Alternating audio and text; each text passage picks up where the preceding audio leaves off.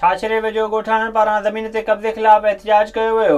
ॻोठ रोहड़ केलण जे रहवासियुनि दाईंदे चयो त संदन ॻोठ जे लंघ ते भर वारे ॻोठ जे बासरनि कब्ज़ो करे छॾियो आहे। हुन चयो त संदन माल जे चरागाह ऐं क़ब्रस्तान जे वेझो बि कब्ज़ो कयो वियो आहे ऐं खेनि धमकियूं ॾिनियूं पियूं वञनि। मसइले जी जास्ती आहे त हू माण्हू हुन ॻोठ जा हिते ज़ोरी कब्ज़ो करनि था। असांखां ख़ुदा करण जेको आहे न असांजा हू बि भाउर आहिनि, दुश्मन कोन आहिनि।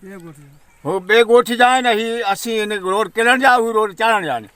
पर असांजे ॻोठ में गौचर ते ज़ोरी कब्ज़ो कयो।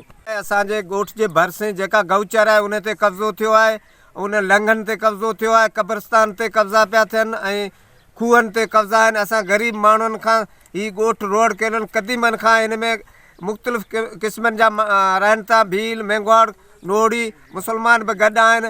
असांजा लंघ, असांजा जेके गोचर जा जेके लंघ आहिनि उहो हिननि बंदि करे छॾिया आहिनि। ॻोठाणनि जो जीअण जंजाल करे छॾियो आहे। ॻोठाणनि चयो त डिप्टी कमिश्नर थरपारकर सरकारी ज़मीन ते कब्ज़े ख़िलाफ़ 144 कलम त हयो आहे, पर हुन ते अमल नथो थिए।